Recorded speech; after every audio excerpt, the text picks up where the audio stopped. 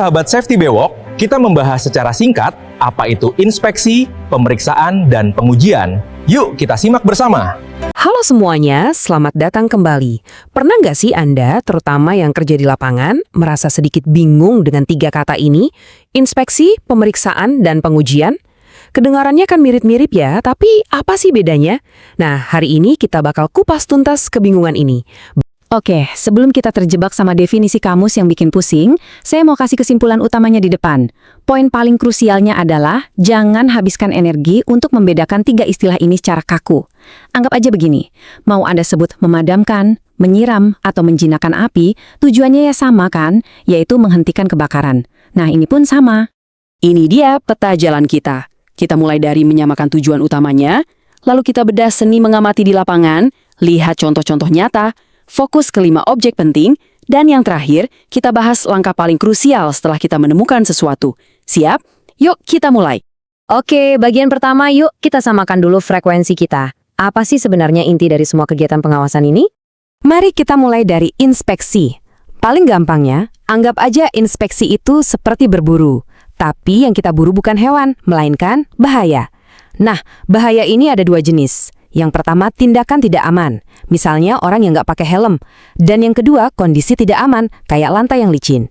Tujuan kita adalah menemukan 2 buruan ini sebelum mereka mencelakai orang. Nah, ini dia kuncinya teman-teman. Mau Anda kasih label inspeksi, pemeriksaan, atau bahkan pengujian, muaranya ya cuma satu, menemukan tindakan dan kondisi tidak aman tadi. Jadi, daripada kita debat soal nama, mending kita fokus ke hasil akhirnya, yaitu menemukan bibit-bibit masalah. Oke, sekarang kita tahu apa yang kita cari. Pertanyaannya, gimana cara berburu bahaya ini dengan efektif? Karena ini bukan sekedar jalan-jalan santai loh, tapi ada seninya. Ini adalah siklus yang harusnya jadi refleks buat kita semua sebagai pengawas. 1, putuskan dulu mau lihat apa dan di mana. 2, berhenti. Ya berhenti sejenak. 3, baru amati baik-baik. 4, kalau nemu sesuatu, jangan ditunda. Langsung bertindak. Dan 5, yang sering kelupaan, laporkan temuan Anda, meskipun masalahnya sudah Anda selesaikan di tempat. Dari 5 langkah tadi, saya mau soroti langkah nomor 2, berhenti. Kenapa ini penting banget? Soalnya, tindakan tidak aman itu licik, bisa muncul dan hilang dalam sekejap mata. Bayangin deh, ada mekanik yang kacamata safety-nya ditaruh di dahi. Begitu dia lihat Anda datang dari jauh, cuma butuh setengah detik buat dia untuk nurunin kacamata itu ke matanya. Kalau Anda cuma lewat sambil jalan, Anda nggak akan lihat apa-apa. Dengan berhenti, Anda memberi waktu agar bahaya itu menampakkan dirinya. Pengamatan yang jago itu nggak cuma pakai mata. Kita ini kan kayak detektif di lapangan. Jadi pakai semua alat yang kita punya, yaitu panca indera. Coba deh, ada bau aneh nggak ya di area ini? Kok suara mesinnya kedengaran beda dari biasanya? Atau lantainya kok terasa ada getaran aneh? Semua itu adalah data, petunjuk adanya kondisi yang nggak beres.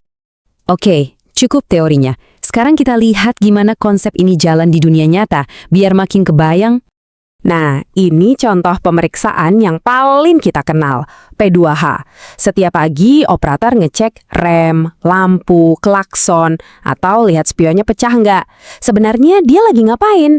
Dia lagi mencari kondisi tidak aman pada alatnya. Tujuannya sama persis kan dengan inspeksi, cuma beda istilah aja. Terus gimana dengan pengujian? Coba bayangkan proses commissioning alat baru. Prosesnya kan lebih detail, lebih teknis, lebih dalam. Tapi coba tebak, tujuannya apa? Ya, untuk memastikan semua komponen berfungsi normal dan nggak ada kerusakan tersembunyi. Dengan kata lain, memastikan nggak ada kondisi tidak aman yang ngumpet. Itu kan tujuannya sama lagi. Jadi, kalau namanya ternyata nggak sepenting itu, lalu apa dong yang harus jadi fokus kita sehari-hari di lapangan? Jawabannya ada di kerangka kerja yang simple ini. Ingat aja 5M ini. Setiap kali Anda di lapangan, coba scan ke 5 hal ini. Manusianya, mesin atau peralatannya, metode kerjanya, material yang dipakai, dan kondisi lingkungannya. Kalau Anda bisa terus-menerus mengawasi 5 hal ini, berarti Anda sudah melakukan tugas pengawasan dengan sangat baik. Nah, slide ini keren banget karena mengubah 5M tadi jadi daftar pertanyaan praktis. Buat manusia, tanyakan dalam hati, pekerja itu tindakannya udah aman belum ya? Buat mesin, pertanyaannya ada 2, alatnya layak nggak dan dipakainya udah bener belum? Pertanyaan-pertanyaan inilah yang jauh lebih penting daripada sekedar mikirin kegiatan saya ini namanya inspeksi atau pemeriksaan ya. Dan sekarang kita sampai di bagian terakhir, tapi ini justru yang paling fundamental. Buat apa sih kita capek-capek nyari semua bahaya ini? Ingat ya, semua yang kita bahas dari tadi, inspeksi, P2H, pengujian, ngamatin 5M, itu semua adalah tentang menemukan potensi masalah, mengidentifikasi bahaya.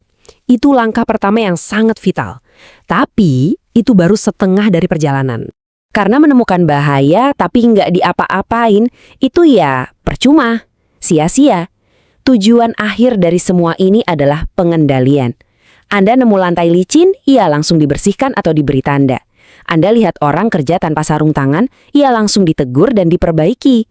Tanpa pengendalian, temuan kita cuma jadi catatan di atas kertas. Kita ubah cara berpikir kita. Pertanyaan yang lebih penting bukanlah apa nama kegiatan yang saya lakukan, tapi setelah saya menemukan ini, apa tindakan saya selanjutnya? Karena pada akhirnya, keselamatan itu nggak tercipta dari definisi yang tepat, tapi dari tindakan nyata yang kita ambil setiap hari.